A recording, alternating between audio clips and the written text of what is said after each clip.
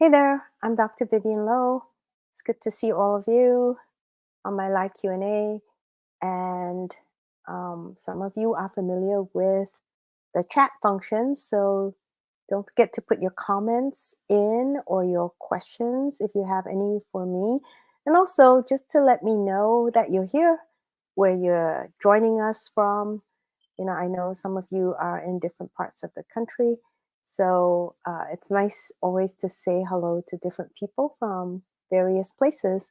So make sure you put your, uh, however you want to be referred to in the comments, and also let me know where you're tuning in from. Okay, so it's been a while since I did an episode. I'm gearing up for my next one and kind of doing some work for that, which will be coming out very soon. I'm doing an episode for October, and this one will be slightly different from previous episodes. So stay tuned. I'm not going to reveal too much, although people who have signed up or subscribed to my newsletter, I usually give you a hint as to what I'm going to be discussing. And sometimes, people will comment or write to me and tell me what they prefer. And I sometimes go with that. So if you haven't already, you can subscribe to my newsletter by going to my website, vyvyanelohmd.com, VYVYANELOHMD.com. And there, as I said, I usually will give a hint as to what the upcoming episodes are. Maybe fill you in a little bit on what I have been doing, some projects that I've been involved in, and hopefully, kind of in the future, trying to also share some of the articles that I have been reading in the newsletter. It's just been hard because I do all of this on my own. Having less number of episodes for the podcast has given me just a slight edge on time. So I feel like maybe I could add that in at some point. All right. Um, and in the meanwhile, I recently did a webinar for a group at Harvard Business Women's Alum. And that was a really fun event because really had a lot of interested listeners and attendees. And the questions were very interesting. They had submitted a lot of the questions beforehand. And it seemed like a lot of people were very concerned about aging well, obviously, and also about how their bodies change with age and time, and also with menopause. So I had a lot of questions on, the transition period and how do you minimize fat gain, and so forth. And of course, I referred a little bit to my episode on menopause and fat, but essentially, things start getting a lot harder at the menopause, and you really have to pay attention to all the details in order to optimize your metabolic health. And so when I was asked for my top three tips, people were rather surprised that the number one was to work on their sleep. I don't think people expected that. Maybe they expected me to say, okay, really watch your diet. And of course, you have to do that too. But, really, I think the biggest bang is get your sleep in, and then cut out all alcohol. And then also, along with that, you work on your nutrition. And then, of course, you got to build in that resistance training and so forth. So, a lot of people were curious about that and wondering how, to build all that in. How do you make that work? And that's something I address on my platform. So it's one of the reasons I built that. It's tulaversity.com. If you haven't checked it out, you can, go to the website, tulaversity.com. It's coming across in the banner. And basically, it's a 12-week program. And everybody has to start with the Metabolic Foundations program. And that's an overview as to all the things that you have to address and pay attention to to address your metabolic health, right? And had people on the platform, and many of them already are at the stage where they're saying, "Oh my God, there's so many things that I have to think about." Well, the good news is on the platform, we guide you through. It's a very structured approach. So you're not left to your own devices. It's very structured. And we take you through 1 week at a time. There are specific skills that, you're working on every week and then building on, so that by the time you get to 12 weeks, which is basically one season, you're in a much different place from where you started, right? So people have seen big changes even in a few weeks. Um, they see changes in their body composition, their clothes fit differently. More importantly, they feel different. Some of them have gotten off medications just in the first week. Um, an example recently was a diabetic who had been on insulin. She's type 2.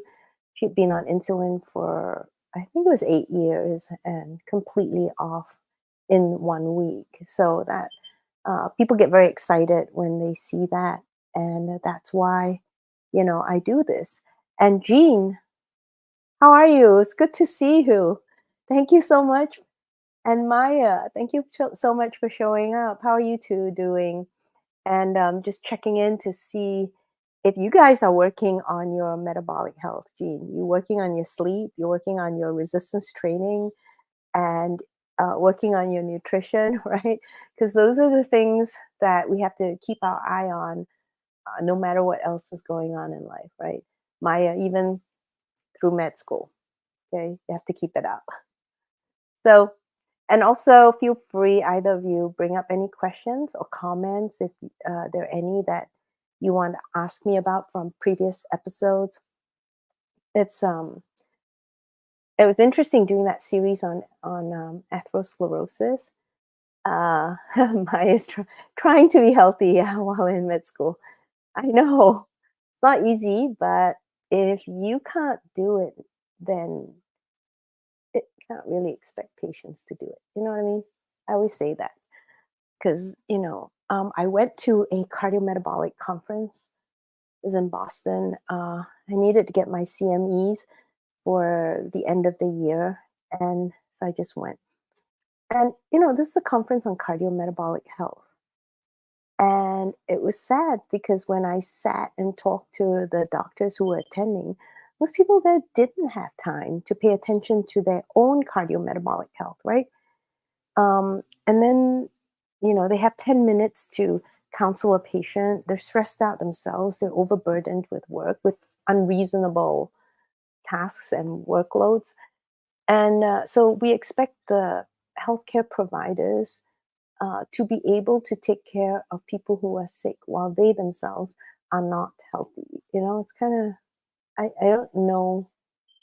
I don't know where we'll go with that. Jean says it's hard too. You're trying. You're trying to stay healthy. Yeah, one of the comments I had from people on the platform in the program was that, oh, it takes a lot of work. And I'm like, yeah, it takes a lot of work to take care of yourself. And we're not used to focusing on it. And we don't teach this in school either. Oh, hi, we have Akam. I always have a hard time. Maehu saying hi. Glad you could join us today. We're just talking about how we can squeeze in self care, taking care of our metabolic health while life is going on. But as I said, going to this conference, most people there confess to having difficulty watching their own health and keeping, health practices that we're supposed to pass on to patients. We can't do it ourselves. It's not, I don't know, I don't feel like it would be authentic to ask other people to try to do it. That's just me. Um, yeah, but I think it can be overwhelming because there's so many things that we have to take into account, right? And some of the comments I had on the program, the online program, was that people were saying, "Oh my God, there's so much detail," and I'm always surprised that people are surprised, right? Because and I have to then take a step back and think about it. I think maybe people are surprised because they think it should just be one thing or some general ideas. And certainly that's how it's promoted, right? But you do have to take care of the details. You do have to pay attention. And I think it surprises people just, the nuances that can make a huge difference. So sometimes people will say, I'm not getting results. And I'm like, yeah, but we have to pay attention to all the details. And when they do, they have dramatic results. And Gina is saying it's hard to to discipline yourself. Yeah, I don't know if discipline is the word, although, Jean, I think a lot of people use that word, right? To They always use the sense of having willpower and being disciplined, for example. And uh, it makes it seem like this is something that's more like drudgery, right? When you use that kind of terminology, it may feel like drudgery. And I think it feels like drudgery because you're trying to squeeze one more thing into a really busy schedule, right? So now it becomes drudgery because there are all these other things that you have to take care of. And then you have these other little things. And now it feels like drudgery because it's overwhelming and it holds you back from all the other stuff you have to do, right? But as I said with the people I coach online, I make sure they get in the big rocks first. Because ultimately, I mean, we say this and we know this in here, but I don't think sometimes we really believe it until sadly it happens. Is that basically you can't do anything if you're not healthy, right? If you don't have your health, whatever else you want to accomplish in life is not going to happen. I mean, this past week I was a little under the weather. So, you know, it's a mild viral thing. But, I could feel that I wasn't myself and my energy levels weren't the same. So I had to adjust. And that meant that, there were 2 days where I gave myself more rest. I cut down on my activities. I cut down on dance. I cut down on workouts because I could just feel like, okay, you know what? I think I need more rest. Yeah. And it helped, right? I've been in so many situations in my life where I push through or I try to push through and you feel like you're making progress and then you get a big crash. And after you crash, you can't do anything for weeks. I've had that happen. And then I just realized, what was that for? It just wasted several weeks. So, better to like take care of yourself and slow things down a little bit and be able to go the distance. I think starting to see that you have to put it in as the number one thing and everything else falls around it, which is not how we're used to thinking about it, right? It tends to be left to the end of the day or if you have time. But on the platform, I really get people to start thinking about, okay, we have to secure these big rocks, right? And the big rocks generally are sleep and nutrition and exercise. But if you could only pick one rock, it's going to be sleep. And so that's actually not as difficult to do as some people might imagine. It is just simply to pick a sleep time and a wake time that you're committing to, making sure you have 7 to 8 hours of sleep in between. And I said, if you do nothing else, just do that one thing, and it can make a huge difference in your life, right? So if you're finding that there's a lot going on and it's hard to prioritize, get down to the basics. That's the number one thing I would pick. Just like secure that sleep, and everything gets better when you've slept more. I'm sure Maya, I knew you'd say that, Maya. Yeah, because we all know if you don't sleep, and we've been in situations, it's med school training, right, and work where you do shifts, you do late nights, and you don't sleep, and it gets harder and harder, and then you don't retain things that you're supposed to do. You think slower, and then you get into this state where you lose your energy, your drive. You don't want to go into work. You wonder what's going on. And really, it's just we need a bit more rest. Okay. Other thoughts on preserving your metabolic health? I mean, honestly, I do still struggle with sleep a little bit because the end of my day is very busy. And so, oh yeah, Maya, you're just talking to your mom about that, about how sleep is important. Yeah. I think the end of my day is very busy, and I know I have a hard stop. I need to stop by a certain time. And I always feel like I'm rushing to get to that point. It's always like a little bit of a race at the end of the day. And that's because somehow my day is weighted so that all the activities tend to happen later, mostly the dance classes. So it's hard to finish dance and you're all revved up from a class to unwind, shower, and then get ready for bed and get home. All of that takes time. So I'm always finding that sprint at the end of the day is a big thing for me. And, in my head, I'm like, get to bed. So I think probably I'm not different from most people in that sense. All right. Besides sleep, what else do you guys struggle with in terms of behaviors, healthy behaviors, and so forth?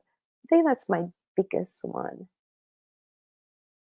because I'm pretty good with the nutrition and the exercise and movement. So sleep is probably the hardest one for me. What about you guys? I mean, besides sleep, maybe nutrition. Some people have a hard time prepping all their meals, getting what they need through the day, that kind of stuff. And that just takes preparation. Yeah, I have to do it. I don't love it, but it helps. It just makes sure that my week is smooth. I got all I need, all my nutrition, and then we're all set. Okay. Anybody else? Curious. Um, what happens when you get sick? I ask this because, we kind of go on our own routine, and then you get sick, throws you off. And for a lot of people in my patients, I find that they get off and they find it hard to get back on track again. And Jean says resistance training is hard too. Oh, why do you think it's hard for you? Do you not like it, or you just have to find the time to go? Or I find that a lot of my patients don't like resistance training. They much rather do the endurance. So they much rather get on an elliptical or a treadmill or a bike. I think when you can get on a bike or, let's say, a treadmill, one thing that happens is you can zone out. See, Jean says she doesn't like it. Yep. Because you can't zone out when you're resistance training. But when you're on the treadmill or the elliptical, you can zone out. You can, your mind just can wander a bit. You could be listening to a podcast. You could do, other things in your head. You watch a show. A lot of people do that. They watch their favorite movie or something while they're on the treadmill. But when it comes to resistance training, you have to pay attention and you have to be intentional. And I think that's the part that people kind of have pushback against. So Jean says she doesn't like it, but I wonder if that's the part you don't like. Or is it that when you push yourself, it gets sore or it's hard to do? Like which part of it? She has to think about it, right? Because it's very common. Most people don't want to do the resistance training. They rather get on the treadmill, and they're very happy doing like 45 minutes on the elliptical, but they won't do half hour of resistance training. So I don't know if Jean is like thinking about it, but tedious. Okay. Like boring. Is that what you mean? Boring? Like when she says tedious, I'm not sure, but a lot of times patients say it's boring. So if it's boring, you're gonna have to spice it up, right? I use music, and I actually I sign up to an on-demand workout program, and they have good music with their routines. Yeah, see, she says it's boring, and I like the music, and so it's designed to be worked out. Like the resistance training is done in conjunction with music, and since I like dance, I think it works for me because the music matches the movements. So that could be one option if you try to find something like that where there are other elements in the resistance training that are not so boring. You know, the other thing is generally when I'm doing it, I'm just praying it'll be over soon because it's hard, right? And I'm just like, oh, I just got to get through this set. How many more sets? I got two more sets, and I'm just like watching the clock on it, right? So I'm just grateful when I get through a set. The hard part for me is actually starting because once I start, I just want to get to the end. So at that point, the minute I start, it's like, don't get in my way. I am not going to do this forever. I got to get to the end, right? So everybody out of the way. And I'm like just fixated on finishing this workout. Don't talk to me. Nobody will get in my head. I'm just going to finish this workout. And it's like a missile right for the target until I finish it. And then when I finish, I'm like, done, right? So at this point, I do resistance training twice a week. So it's 2 days of the week. Tomorrow is one of them, where I just kind of gear up. I get into this warrior mode, set myself, and drag a little bit. But once I start, it's like, don't stand in my way because I got to get to the end as soon as I can. So I don't blame you, Jean. I feel sometimes the same way, but I do it because it's good. And I find that, if you like any kind of sport, and sometimes people say they rather play sports, they rather do soccer, or, they're into football or basketball, any kind of sport. If you do the resistance training, you actually get a lot better in your sport, whatever the sport is. You just always perform better. And I think it's because, you get stronger, you have more power, right? And you just have a lot more reserve, right? And I always find like it helps me more in dance. And so it's another way I motivate myself because I love to dance, right? So I tell myself I'm going to be a better dancer if I do the resistance training. So that gets me up and going. All right. Anybody else find um, themselves challenged by any other aspects of like healthy behaviors? I think holidays are hard too for people. That's coming up. Not my favorite season for that reason because my patients struggle a lot and that keeps me busy through the holiday season. I just find it's very hard on my patients. So uh, maintain a pre-agricultural optimal nutrition. Um, yeah, I mean, I think it is what we strive for, but how do we do that while we're living in the industrialized world that we're in today, right? Because we don't really, most of us don't have a choice. And we can't, move out into the country somewhere and kind of divorce ourselves from all aspects of modern industrialized life. I, for example, wouldn't be able to hunt to like save my life, right? Or gather. Probably I could gather, but it would take a long time. Um, farm. I don't have the greenest thumb, so probably wouldn't do very well out there. But the point is that, nowadays it's not so easy and we have to exist, in an industrialized society. So how do we do that while respecting, I think what you're saying is respecting our physiology, right? Because our physiology wasn't made to live in this environment. So that I think is the challenge, and that is what makes it so hard for everyone. And I keep reminding people of that, right? People on the platform and they feel like they haven't done a good job. They get really hard on themselves. And I'm always like, you're really trying to work in an environment that is working against you. It wasn't designed to help you do all these things, wasn't designed for you to be healthy, right? And we won't admit to it.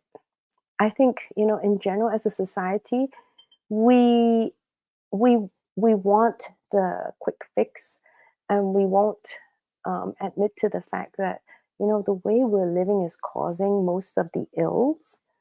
And if we really want to get rid of disease, most chronic diseases and so forth, we really have to have a serious consideration and discussion on how we should be living, right?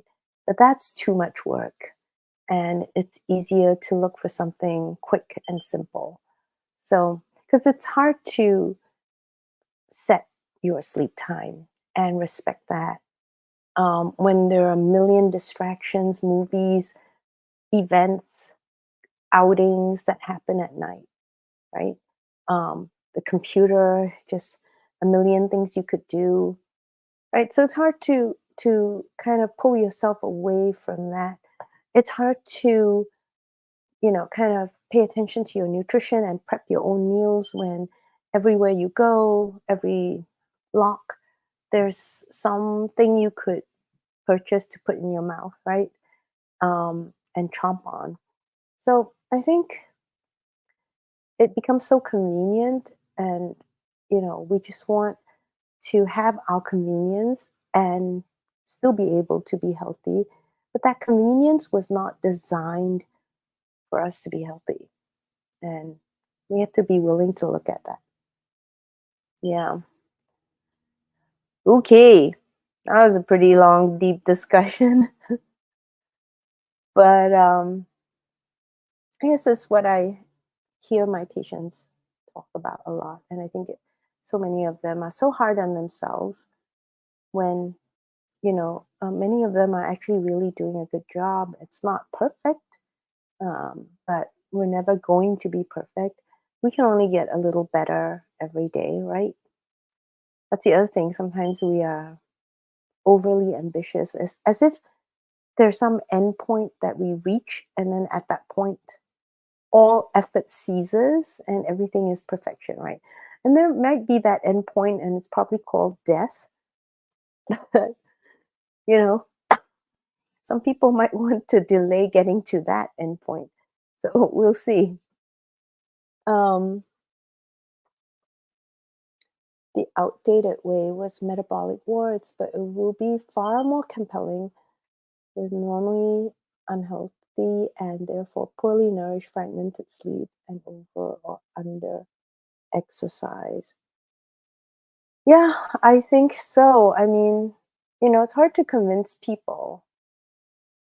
I think in people's minds, we know we need to change our lives, but it's hard to convince people that they really truly need to change their behaviors, and there's a cost to that change.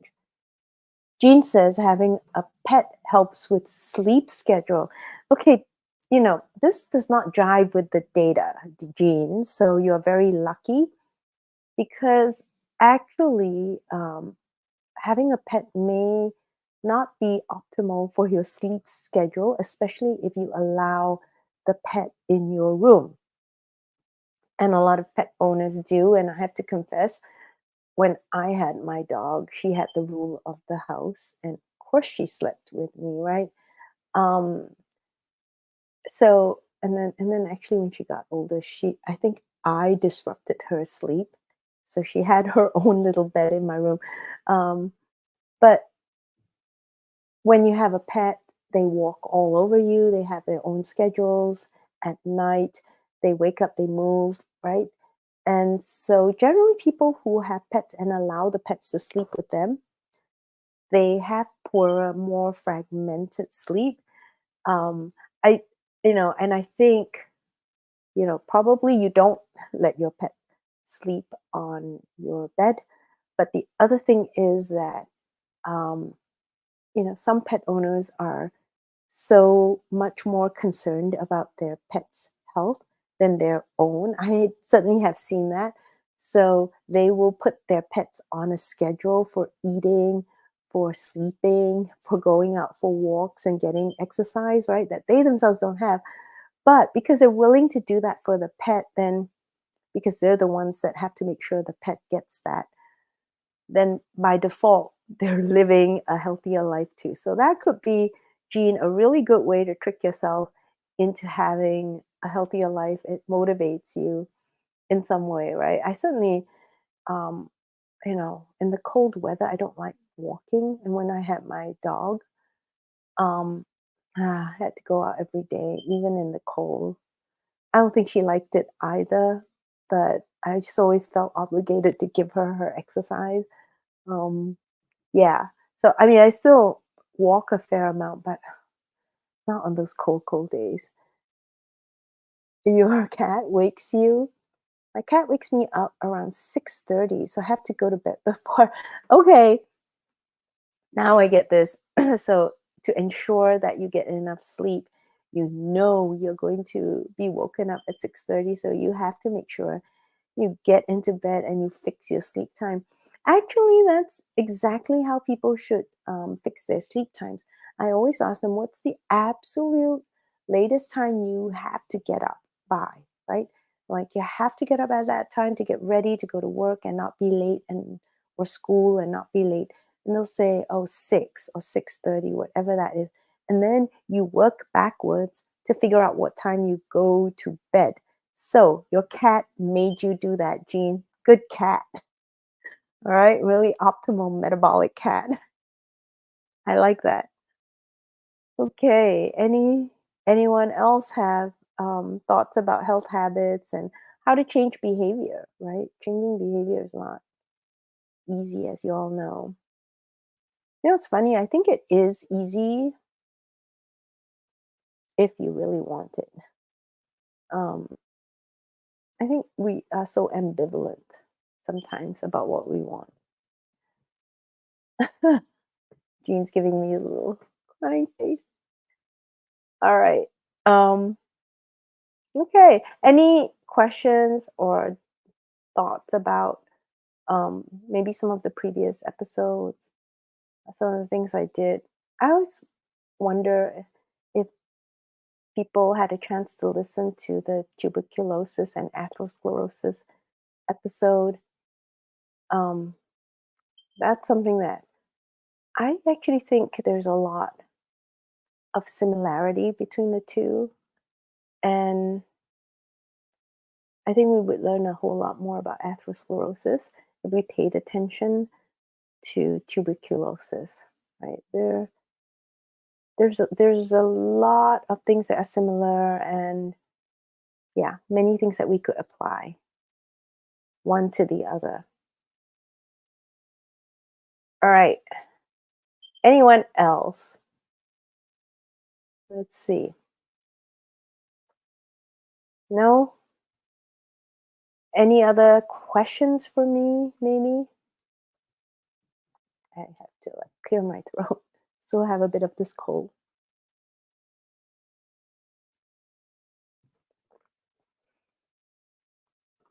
Any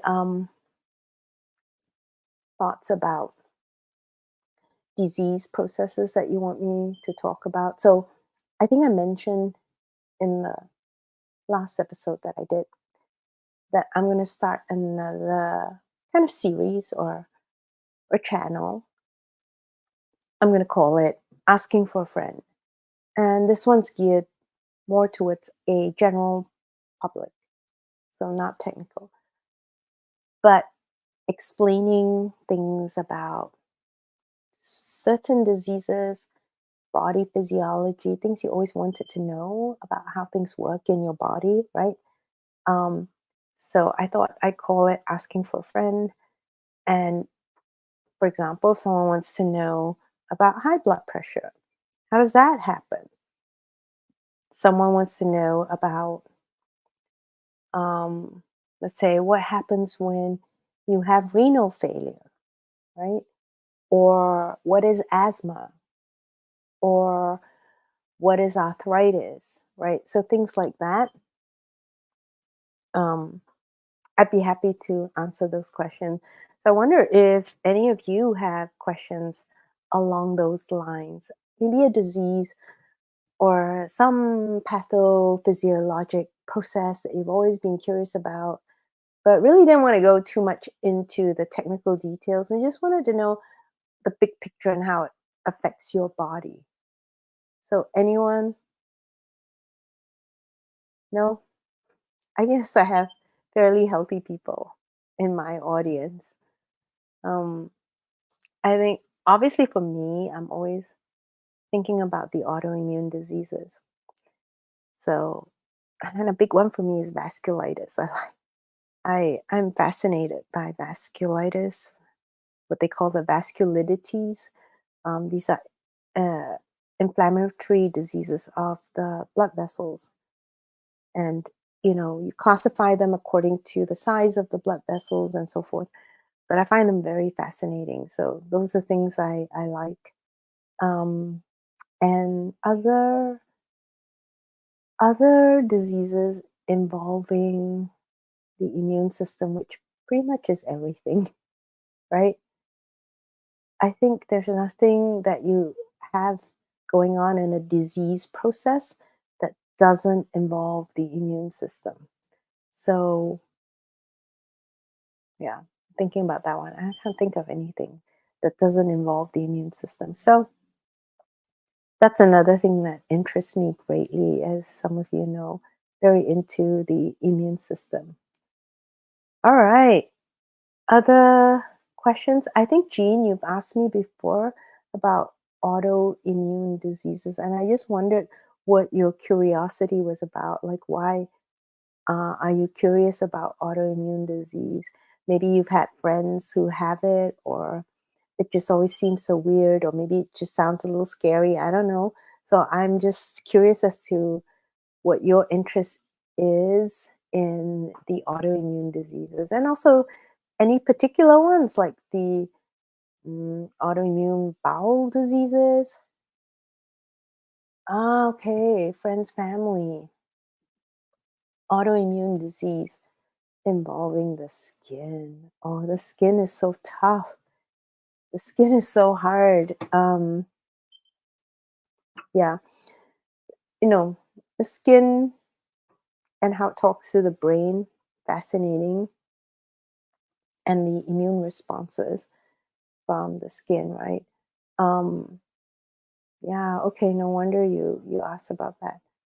I think I had an episode where I talked a little bit about my chronic itch condition that I had for months, and um, some of the inflammatory cytokines that are involved, classically interleukin 33, but there are certainly a lot of other signaling pathways involved in itch. Very, very difficult uh, topic, actually. But yeah, all the skin diseases are hard. No wonder you're interested. Yeah, I find that a lot of people with both the inflammatory bowel diseases and the skin diseases too, that taking care of managing stress and managing the diet and sleep actually make a huge difference.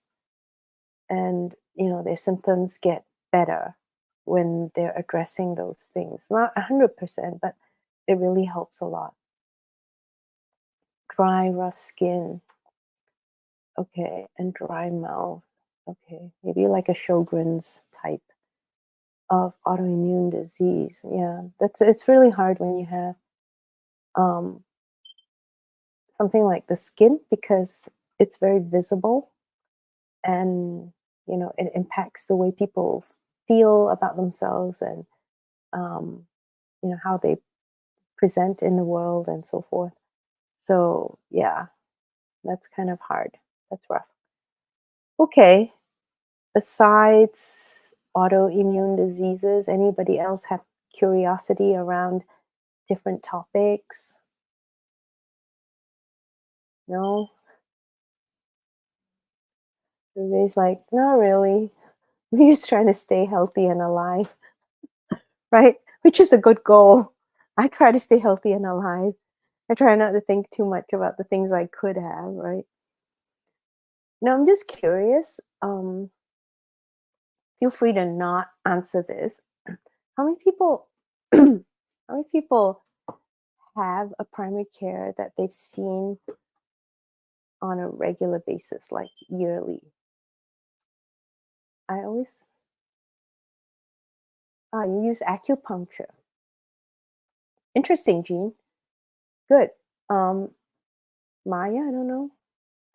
Mr. Akamayehu, I don't know if you have a primary care that you've seen like on a regular basis, because I'm always curious how people utilize the healthcare system. And acupuncture, yeah, I used acupuncture when I had that chronic itch condition. Jean, I spoke about it in the episode. And you're saying that you used to have a primary care that you go to. Yeah, I know how hard it is to get a primary care visit now. So I have patients who have been waiting several years and have been told it will be another 3 years. I'm in Massachusetts, and um, in the next 2 years, we will be losing 25% of our doctors because they are planning to leave to another state or quit medicine, or retire. Okay, so we're already down doctors here in Massachusetts, and the next 2 years we'll see 25% of our doctors leave medicine in Massachusetts. So people are waiting. Yeah, you didn't know that, Maya? People are waiting, so I had a patient, she already waited over 2 years, and then now she's been told it will be another 3 years before. At that point, I don't know, if they called me to tell me that, I would have said, "At that point, don't worry about it. Don't worry about it," right? Yeah, because there's a huge shortage. So, it's really hard for people to even get a visit. Um, then, to be honest, I don't have a primary care. Um, I guess I'm lucky I can just call people I know if I have something going on. It's rare that I need to, but um, yeah, I haven't actually used primary care much. Part of it is just difficulty, even for me, to access. So if someone like me finds it hard to access primary care, I think it's hard for a lot of other people, right? So, and plus at this point, like I told you, there's just not enough doctors, and you'll be on a wait list for the next few years. So I just, take my chances. So yeah, that's where we are. And that's why it's one of the reasons I always emphasize you got to take care of yourself, right? Your PCP keeps leaving the practice, and they only have NP available now. So I stopped going. Yep. That's the story all over the country. People will meet their a PCP, or hear they have a PCP, and then oops, that one left, and they haven't found a replacement or whatever. So that's the state of medicine now, right? And it's one of the reasons I tell people, look, got to take care of your health, because there's no one to take care of you, right? And I'm just saying, there's just not enough numbers, and the system wasn't made to prioritize our health anyway. So um, many people like you, Jean, you just like myself, I just give up. right? And, I have used acupuncture. I have used herbal medicine, Chinese herbal medicine, um, especially for the itch thing. I did use that, and it worked very well. But mm, yeah, most times I just rely on keeping as healthy as possible because I want to avoid, and that's the whole point, right? The name of the game is you want to avoid going into the medical system. It's like the worst place to be, right? So, at all costs, avoid it. And the way you avoid it is you work on being as healthy as possible. It's not 100%, right? Because you catch a bug, something happens, you fall, something, right? It's not 100%. But as much as you can do it, just be cognizant of all the things that you can work on to stay out of the medical system. That's my biggest advice as a doctor. Don't get into the medical system.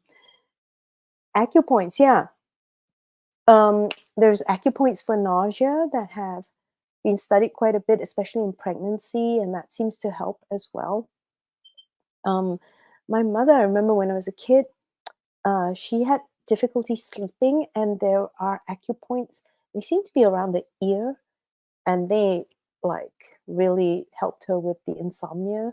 I remember that it basically solved the whole issue. So, but I grew up in a system. I grew up in Singapore, and they had regular, sort of conventional um, allopathic medicine, but they also had traditional Chinese medicine. They had a whole hospital, right? That was just Chinese medicine. So people could choose where they went. And most people utilize both, which I thought was probably the best thing to do. That there was this ability to be flexible. And in some circumstances, generally the more chronic conditions, the Chinese medicine seemed to help more. And if you broke a leg or you had appendicitis, then allopathic medicine and surgery that was helpful if you had pneumonia or something like that. But a lot of these conditions, like insomnia, like stress, like maybe with issues with your appetite and things like that. Those were the conditions people would go to maybe the Chinese medical practices for, right? And I think that's a more intelligent use of the medical system where you realize that certain systems have strengths and you want to capitalize on that and go towards that, and then you know um, for other things you want to use another system. I find that that's probably the most useful. Yeah, and my philosophy is to stay out of the medical system as much as possible, because you don't want to go into the medical system. And it's your my whole goal, right? Everybody's goal should be to stay out of the hospital, stay out of clinics, stay out of the medical system by being as healthy as possible. I'm not saying don't take care of yourself. Au contraire, I say take care of yourself to the extreme so you don't need the medical system, right? Um, but maybe that would be too radical for some people. I just think that most of my doctor friends agree. Like, we wouldn't go to, I would go to some of them if I really needed to. Um, but most of us try to stay out of the system.